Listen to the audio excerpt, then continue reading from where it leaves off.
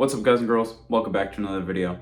Now, a lot of you have a favorite set, a set that you look back on fondly and you're like, wow, that was a great set of Pokemon made. The cards were fantastic. Everything in it was just exemplary. Like, it was just a great set. There was chase cards, there was just mid-art stuff that looked great. And then there's one set that comes to mind that is miles beyond, I feel like, any other set in Pokemon history, and that's Crown Zenith. And real quick, I did just want to ask if you could like, subscribe, it helps me out a ton. We did just hit 100 subscribers, so I am going to be doing a giveaway. We're going to give away this PSA 9 Porygon Slab and a free pack of How Day Evolved to one lucky winner. So to enter, all you got to do is just like and comment and be subscribed to this YouTube channel. Join the Discord, link is in the description. I just want as many people in there. And comment down below your Discord name, just so I know. And I'll be doing a random comment picker in a week's time, so be sure to enter into it on this video alone, and you'll be entered in. I'll be giving away free of charge, no purchase necessary, anything like that. All I ask is you be subscribed, join the Discord, and link or type your Discord name in the comments, and you'll be entered. So other than that, appreciate all y'all. Thanks so much for 100 subs. Y'all like blew it out of the water. We're at like 120 now. So appreciate all y'all. Let's dive into the video. So yeah, kind of long intro, but long story short, we're talking about Crown Zenith today. How it's just one of the best sets of not just the Sword and Shield era, but like of Pokemon in general. It has some of the best artwork I think we've seen of any set. Like, the artworks are fantastic. It's one of the few sets I've seen where people genuinely chase the gold cards. I know Mega's coming up, so I don't know if those are going to necessarily be the chase cards with the golds. A lot of people do like those. But from what I've seen on every other set, gold cards are always worth less than what an SIR is worth. So nobody actually cares enough about the golds. Crown Zenith is the exception to this. People genuinely want all four of the golds. They look absolutely incredible. They piece together into one picture, basically, which is awesome. People want to collect all four now because of that single reason, that they're all, one singular picture and they look great on display. I saw a Reddit post not too long ago about a display that somebody made with like a painting.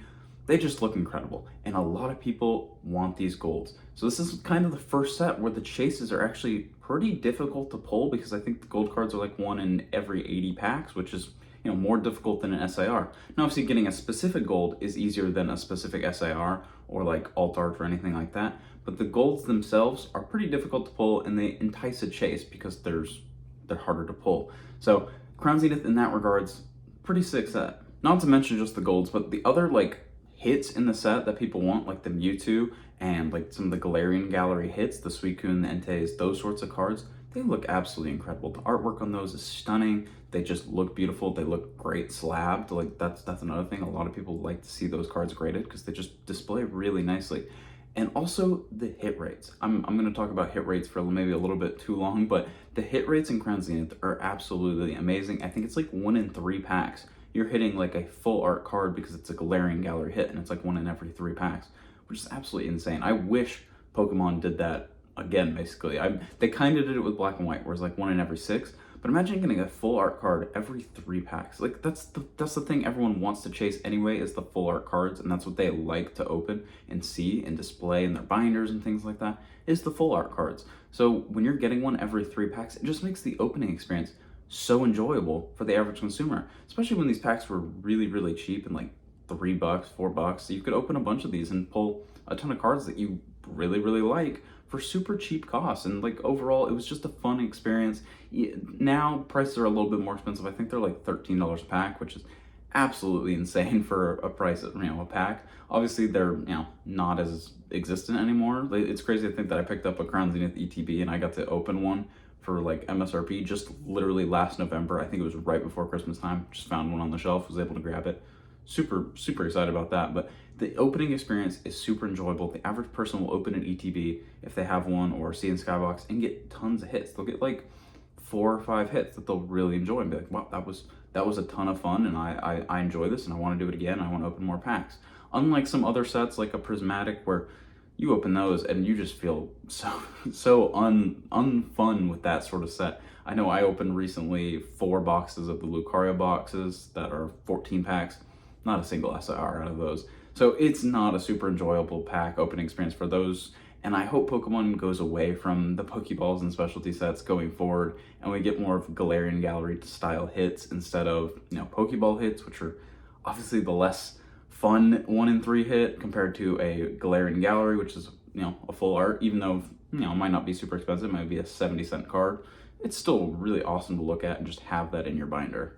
Now, where do I think the future of Crown Zenith really is? And, investing wise or whatever you're going to do for collecting, I think honestly, Crown Zenith is going to be pretty expensive because it has a lot of nostalgia. A lot of people had fun with it opening and they want to go back and just keep ripping it because, a lot of the new sets aren't super fun to rip unless, you're pretty lucky. So a lot of people want to go back to Crown Zenith, and that has led to an explosion in price where ETBs are now like $220. And I wouldn't be shocked if I saw those at 300 sooner rather than later. Those are at least fully out of print. They're not making more Crown Zenith ETBs. So when they're a little bit more expensive than a lot of other stuff, I can't really say, oh, it's, they're going to print more and it'll go back down to MSRP. Because realistically, it's never good. It might drop in like if a demand decrease happens, which could very well happen, but it's not going to drop because of a reprint or more supply entering the market because there isn't more supply. Like what's out there is what's out there. So overall, seeing it at $300, wouldn't be shocked. The Sea and Sky boxes, I think I could definitely see those at $300. I'm surprised those are kind of, those are like the blooming waters of obviously Crown Zenith where, they're pretty undervalued. A lot of people picked them up and, they're not super expensive for a ton of packs. Obviously the Crown Zenith ETB is going to be more expensive because it's an ETB. A lot of people collect the ETBs now, but the Sea and Sky box, it seems like a great kind of play in the long term for price per pack. Who knows? We don't know what the market's going to do. But I think Crown Zenith, obviously long term, it will have nostalgia. It's a top 5 set in Pokemon history. It's just great to open. I think just it has every single thing going for it. And the only thing that was going against it for the longest time was that there was a ton of supply of it out there. And everyone was like, oh, it was printed in the ground. Nobody cares about the set. But in reality, people cared about the set and they liked the set and they like to open the set. Now, obviously, those are my thoughts on, Crown Zenith. I think it's a great set. I think it has some long-term potential, especially since it's already kind of retired or, they're not making more, they're not reprinting it. But let me know what you guys think. Do you think Crown Zenith's a great set? I know a lot of people have it in like their top 5 of all best sets of all time. Like Pokemon went out of their way to make this a great set. But let me know what you guys think. Also, be sure to enter the giveaway. I appreciate all of y'all. Take care, guys. Have a good one.